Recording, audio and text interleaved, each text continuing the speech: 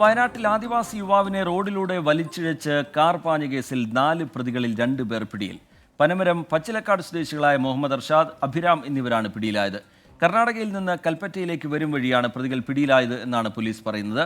സംഭവത്തിൽ ഉൾപ്പെട്ട പനമരം സ്വദേശികളായ നബീൽ കമർ, വിഷ്ണു എന്നിവർക്കായി പോലീസിന്റെ അന്വേഷണം ഊർജിതമാണ്. തന്നെ ആക്രമിച്ചവർ ലഹരി ഉപയോഗിച്ചിരുന്നുവെന്ന് സംശയമുണ്ടെന്ന് പരിക്കേറ്റ മാതൻ 24-നോട് പറഞ്ഞു. ബോധപൂർവം വലിച്ചോണ്ട് പോയതാ.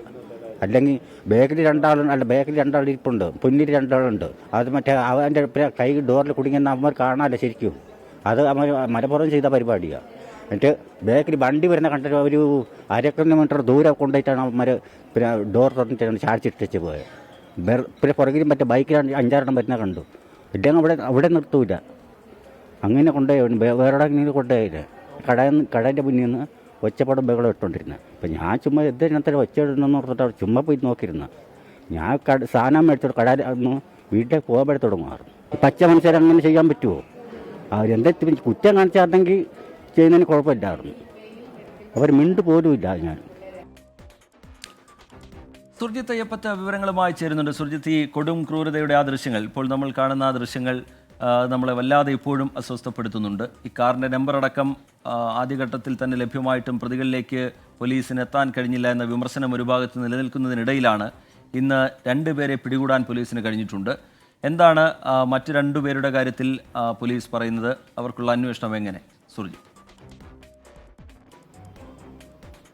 റിജിത്ത്, മാതൻ എന്ന ആദിവാസി വിഭാഗത്തിൽ ഉൾപ്പെട്ട 49-കാരനെ ആക്രമിച്ച കേസിൽ, അതായത് കാറിൽ വലിച്ചിഴച്ചു കൊണ്ടുപോയ കേസുമായി ബന്ധപ്പെട്ട് നിലവിൽ 2 പേരുടെ അറസ്റ്റാണ് പോലീസ് രേഖപ്പെടുത്തുന്നത്. ഒന്ന് അഭിരാം എന്നാണ് ഒരാളുടെ പേര്, ഒരാൾ മുഹമ്മദ് അർഷിദ്. ഇവരെല്ലാവരും തന്നെ 25 വയസ്സിൽ താഴെ പ്രായമുള്ള ആളുകളാണ്. ഈ കേസുമായി ബന്ധപ്പെട്ട് ഇനി 2 പേരെ കൂടി പിടികൂടാനുണ്ട്. അത് ഒരാൾ വിഷ്ണു എന്നാണ് പേര്, പനമരം സ്വദേശിയാണ്.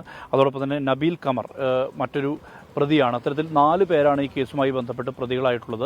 കഴിഞ്ഞ ഞായറാഴ്ച വൈകിട്ട് 5 മണിയോടുകൂടിയാണ് ഈ ഒരു സംഭവം ഉണ്ടായിരിക്കുന്നത്. അതായത് 5 മണിയോടുകൂടി ഇവർ കൂടൽക്കടവിലേക്ക് എത്തി. അതിനുശേഷം അവർ കുളിച്ച ശേഷം, കൂടൽക്കടവ് എന്ന് പറയുന്നത് പനമരം പുഴയും അതോടൊപ്പം തന്നെ മാനന്തവാടി പുഴയും കബനിയാകുന്ന കുറുവ ദ്വീപിനടുത്തുള്ള ടൂറിസം കേന്ദ്രമാണ്. അവിടെ എത്തി അവർ കുളിച്ചു. അതിനുശേഷം ഇവർ 2 പേർ മദ്യപിച്ചിരുന്നു എന്നുള്ളതാണ് പറയുന്നത്. അതിനുശേഷം ഇവർ നേരെ കയറി വന്നതിനിടയിൽ മറ്റൊരു കാറിന് സൈഡ് കൊടുക്കുന്നതുമായി ബന്ധപ്പെട്ട് വാക്കേറ്റം, തർക്കമുണ്ടായി.